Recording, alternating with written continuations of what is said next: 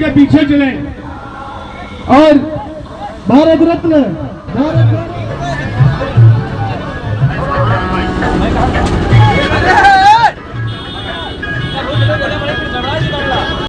हम इस वक्त ब्रजेश शुक्ला जी के साथ मौजूद हैं जो दर्जा प्राप्त राज्य मंत्री हैं।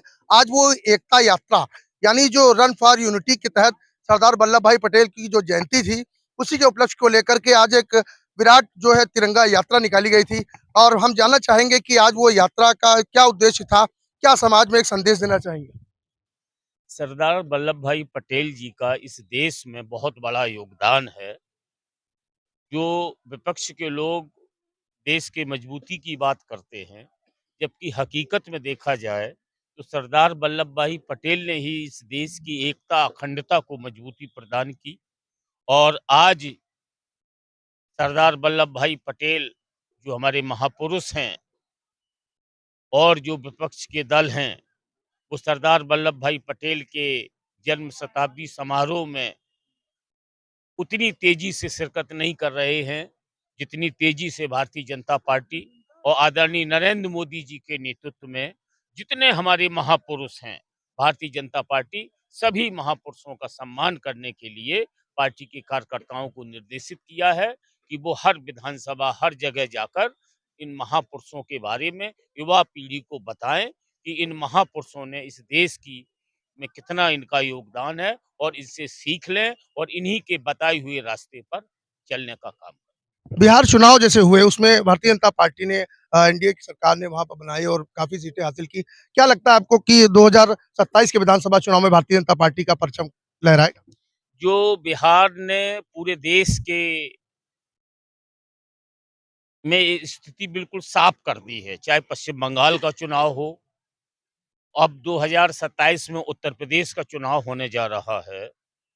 भारतीय जनता पार्टी का संगठन इतना मजबूत है, गांव-गांव, बूथ-बूथ तक भारतीय जनता पार्टी का संगठन मजबूत है और भारतीय जनता पार्टी के पास में एक ऐसा जुझारू नेतृत्व है जो रात-दिन इस देश के लिए काम करते हैं। आदरणीय नरेंद्र मोदी जी, उन्हीं के मार्गदर्शन में, उन्हीं की सूझबूझ से बिहार में भारतीय जनता पार्टी ने प्रचंड बहुमत के साथ सरकार बनाई है।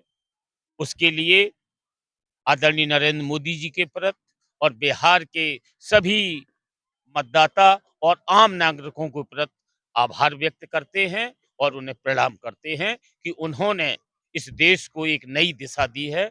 2027 में उत्तर प्रदेश में फिर भारतीय जनता पार्टी की प्रचंड बहुमत के साथ सरकार बनेगी। जो हश्र विपक्ष का बिहार में हुआ है, वो ही हश्र उत्तर प्रदेश में होगा। जो विपक्ष का अलायंस है, चाहे वो समाजवादी पार्टी हो, चाहे वो कांग्रेस हो, उसके जो नेता थे अखिलेश यादव जी और राहुल गांधी जी ने जो बिहार में जाके जो प्रोपेगेंडा किया है, वहां पे जो झूठ फैलाया है, उसका जवाब बिहार की जनता ने दिया है। वही जवाब उत्तर प्रदेश में मिलेगा और ये 50 सीटें नहीं क्रॉस कर पाएगा विपक्ष। ये 50 सीटों के अंदर विपक्ष रहेगा और प्रचंड बहुमत के साथ उत्तर प्रदेश में भारतीय जनता पार्टी की सरकार बनेगी। जैसे आपने कहा पूर्ण विश्वास है आपको, मैं स्टार न्यूज के माध्यम से मैं पूछना चाह रहा हूँ कि आप एक दर्जा प्राप्त राज्य मंत्री हैं ब्रजेश शुक्ला जी, आपकी 2027 को लेकर भविष्यवाणी है? ये भविष्यवाणी है, ये सभी मतदाताओं के आशीर्वाद, उत्तर प्रदेश के सभी सम्मानित जनता के आशीर्वाद से ये भविष्यवाणी है। उन्हीं की कृपा से फिर उत्तर प्रदेश में भारतीय जनता पार्टी की सरकार बनेगी। उन्हीं के आशीर्वाद से सरकार बनेगी और भारतीय जनता पार्टी जमीन पे काम करती है। ये लोग हवा में काम करते हैं, भारतीय जनता पार्टी जमीन पर काम करती है। भारतीय जनता पार्टी का कार्यकर्ता हर बूथ पे मिलेगा, हर गांव में मिलेगा, हर 5 घर पे आप कदम पे जाइए, भारतीय जनता पार्टी का कार्यकर्ता मिलेगा।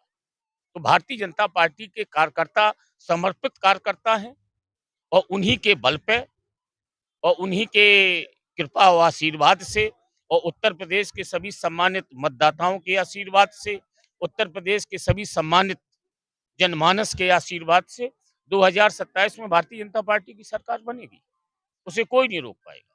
ये थे दर्जा प्राप्त राज्य मंत्री ब्रजेश शुक्ला जी, जिनका ये कहना था कि 2027 में उन्होंने भविष्यवाणी की है कि भारतीय जनता पार्टी की सरकार दोबारा बनेगी।